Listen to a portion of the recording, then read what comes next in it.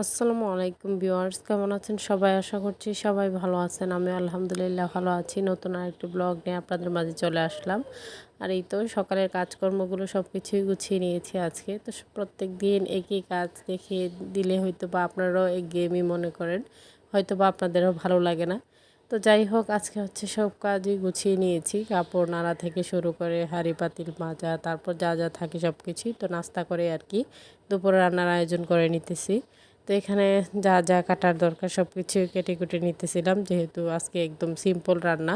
রাতে হচ্ছে খিচুড়ি রান্না করব, তো সেজন্যই আর কি সিম্পল রান্না বান্না। এখানে হচ্ছে আলু আর করলা নিয়ে নিয়েছি, মানে করলা ভাজি আর হচ্ছে শুটকি দিয়ে ভর্তা ভাজি করব। তো এগুলি আর কি আজকে রান্না বান্না। তারপর হচ্ছে আমি রুমগুলো ঝাড়ু দিয়ে আবার মুছে নিতেছিলাম। আর রুম যতক্ষণ ক্লিন না থাকে ভালো লাগে না, বাচ্চাদের ঘর যত পরিষ্কার রাখা যায় ততই ভালো। তো যাই হোক, আর বাচ্চাদের জন্য একটু মুরগি বোনা করে নিয়েছি আর কি। তো এই ছিল আর কি দুপুর রান্না বান্না। সেই সাথে এই তো দেখতেই পারতেছেন, এখানে হচ্ছে মুরগি বোনা আর সেই সাথে হচ্ছে শুটকির ভর্তা ভাজি আর হচ্ছে করলা ভাজি, এগুলি আর কি।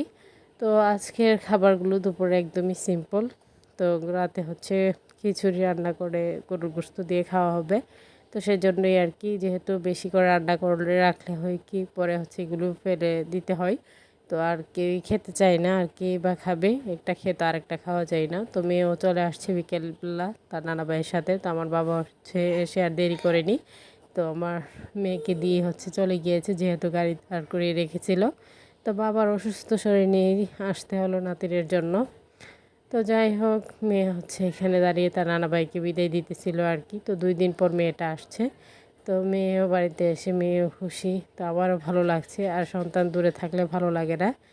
তো সবার কাছে আমার ছোট্ট একটি রিকোয়েস্ট, আমার ভিডিও দেখে যদি আপনাদের ভালো লেগে থাকে লাইক কমেন্ট শেয়ার দিবেন এবং আমার ছোট্ট চ্যানেলটিকে সাবস্ক্রাইব করে বেল আইকনটি বাজিয়ে দিবেন।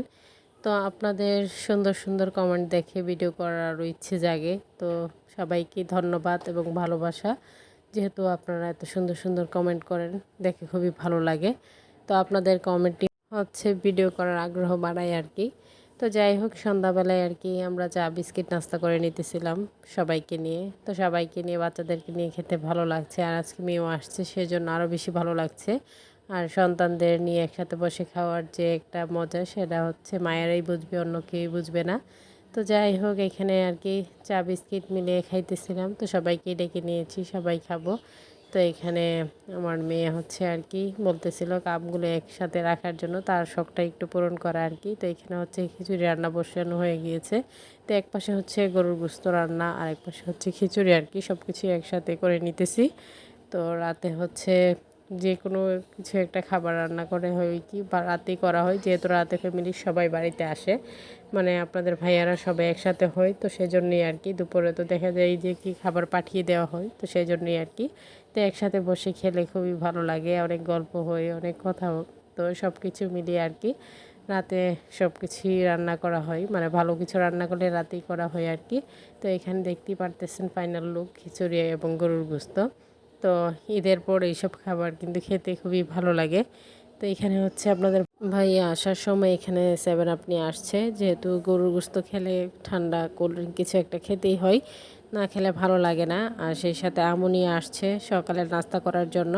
তো এখন যেহেতু আম কাঁঠালের সিজন, আম তো থাকবেই স্বাভাবিক। তো ভালোই লাগছিল, আমগুলো একদম টসটসা হলুদ ছিল, যার জন্য দেখতে আরও বেশি ভালো লাগছিল।